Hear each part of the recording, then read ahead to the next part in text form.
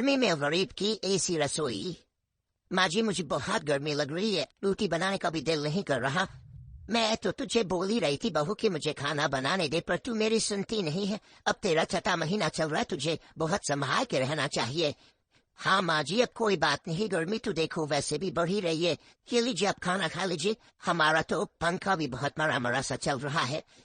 नहीं बहू, इतनी गर्मी में बैठकर खाना खाने का भी जी नहीं करता, लेकिन ये गरीबी पता नहीं कब तक हम पर बरसती रहेगी। दोनों ने जान ले रखी है।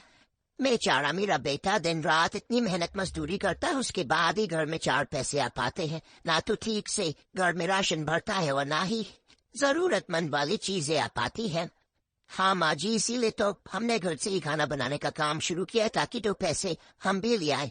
हाँ बहू, दोनों सास बहू बैठकर खाना खाती है, इतने में तमन्ना की बेटी रूही आ जाती है। रूही बेटा, अच्छा वो तू आ गई, तेरे को अच्छा लगेगा, तेरी मम्मी इतनी गर्मी में बाहर तुझे ढूंढने जाएंगी। घर में क्यों नहीं रहती, गर्मी से तेरी तबीयत खराब हो गई तो। सॉरी माँ, लाओ मुझे खाना खिलाओ। हाँ मेरी बच्ची, तभी तमन्ना रूही को अपने हाथ से खाना खिलाती है। मम्मी मेरा पेट भर गया, मैं भी बाहर से खेल कर आती हूँ, टीशा मुझे बुला रही है। अरे पर बेटा, अभी तुझे मना किया था ना। ले बहू, चली गई तेरी रूही बिटिया, बिल्कुल नहीं सुनती, गर्मी में भी बस बाहर खेल रहा है। जाने दे, तू खाना खत्म कर, तुझे गर्मी लग रही थी ना, मैं तेरे लिए आम पन्ना लेकर आती हूँ। जी माँ जी। गायत्री जैसी उसके लिए आम पन्ना बनाने जाती है तो एकदम से दराम की आवाज आती है। गायत्री पीछे मुड़कर देखती है तो बहू को बेहोश पाती है। बहू, बहू, हे भगवान, बहू तुझे क्या हो गया? लगता है गर्मी से इसकी हालत खराब हो गई। बोल भी रही थी अब मुझे डॉक्टर के पास ले जाना हो कैसे। गायत्री फौरन अपनी बहू को डॉक्टर के पास ले जाती है, जहाँ डॉक्टर उसका चेकअप करके कहता है, घबराने की कोई बात नहीं है माताजी, जच्चा बच्चा अब दोनों ठीक है, लेकिन गर्मी की वजह से न थोड़ी कमजोरी हो गई है।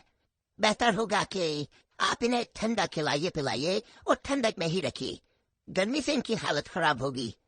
ठीक है डॉक्टर साहब, मैं अपनी बहू का पूरा ख्याल रखूंगी। चल बहू घर चल। गायत्री अपनी बहू को घर ले आती है और उसे बिठाकर डांटती है।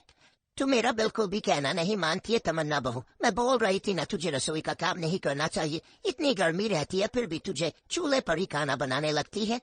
ये तो देख, अब तू गर्भवती है और गर्मी तेरे सहन नहीं हो रही है। बस बहू, आज के बाद तू रसोई में नहीं जाएगी, बाहर के खाने का ऑर्डर आज से मैं बनाऊंगी और मैं ही पैक करके दूंगी।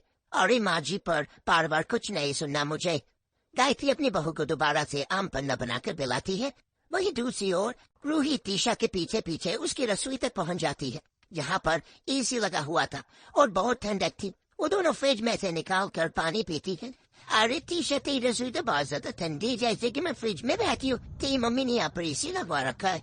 हाँ, मेरी मम्मी ने यहाँ पर एसी लगवा रखा है। मेरी मम्मी को रसोई में बहुत पसीने आते थे और वैसे इतनी गर्मी हो रही है, अब एसी लगातार ठीक रहता है और इसकी हवा बाहर के रूम तक आती है।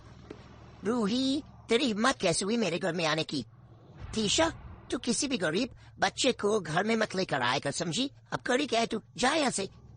सोनम के डांटने पर रूही वहां से आंखों में आंसू लिए अपने घर आती है, जहाँ वो शाम को अपनी माँ की खराब हालत देखती है।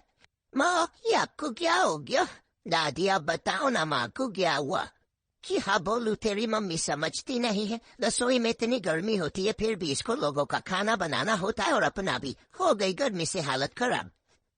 माँ दादी, आप भी अपनी रसोई में एसी लगवा लो। पता है अभी मैं तीशा के घर पर गई थी, उसकी रसोई में एसी लगी हुई है, मुझे बहुत ठंडा ठंडा लगा वहां पर जाकर। आप भी लगवा लो, आपकी गर्मी में बहुत तबीयत खराब होती है ना, सर से पाँव तो पसीने में हो जाती हूँ।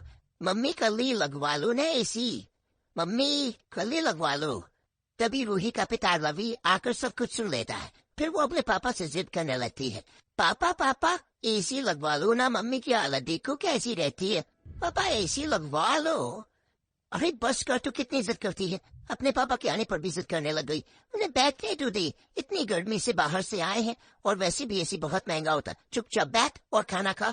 हाँ बेटा, एसी बहुत महंगा होता है, हम एसी नहीं खरीद पाएंगे। नहीं पापा, आपको एसी लगवाना ही होगा वरना मैं खाना नहीं खाऊंगी। रूही मुंह फुलाकर गर्मी में बिस्तर के नीचे चली जाती है। माँ दादी पापा तीनों से बुलाते रहते हैं, 4 घंटे बीत जाते हैं। अरे बेटा बाहर आ जा। रवि, एक बात कहूँ?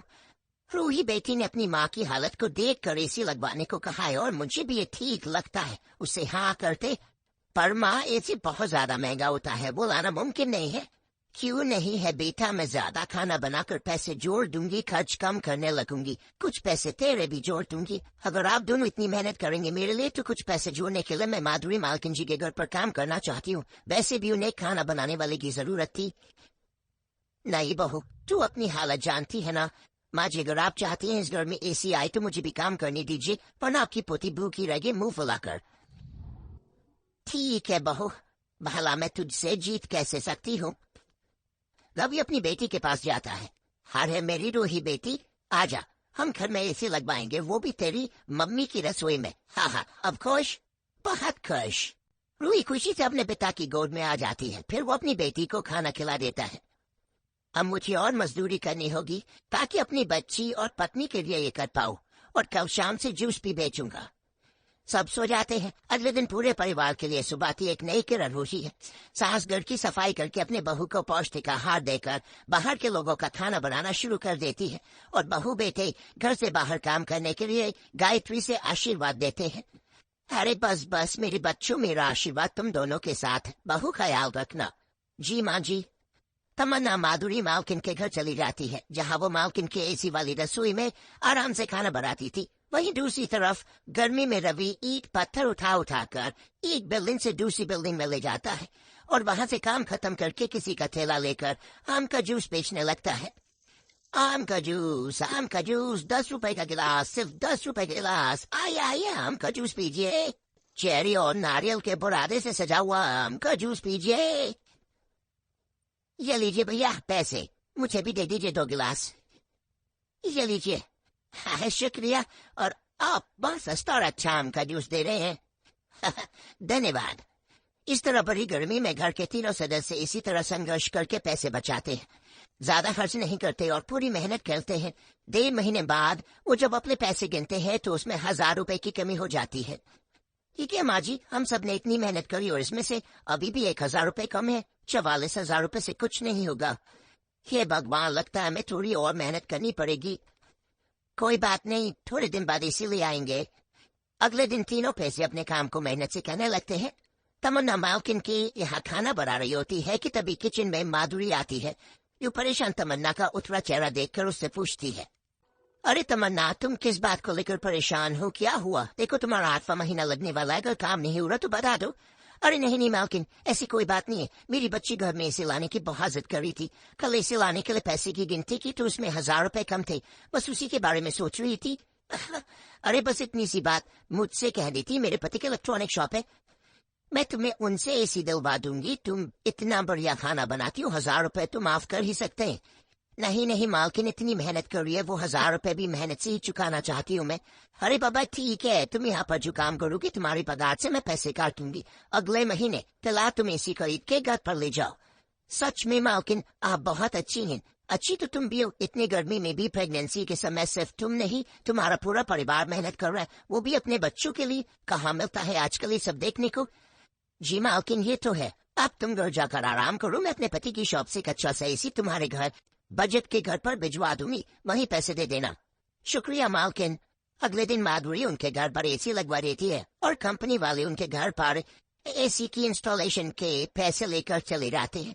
रूही एसी की ठंडी हवा खाकर ताली बजाकर कूदती है। इतने में रवि भी आ जाता है। ये हमारी भी रसोई में एसी लग गया। मम्मी मम्मी, अब आपको कभी गर्मी नहीं लगेगी रसोई में। हाँ मेरी बच्ची, सच में यकीन नहीं हो रहा, हमारे घर में एसी लग गया। अब सब हमारी कड़ी मेहनत और संघर्ष की वजह से हो पाया है। हाँ बेटा, गरीब परिवार एक साथ मिलकर मेहनत और संघर्ष करते हैं, जिसके बाद वो अपनी रसोई में एसी में अच्छे से खाना बनाते हैं।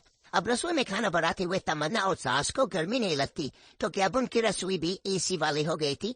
तो इस तरह बनी गरीब की एसी रसोई।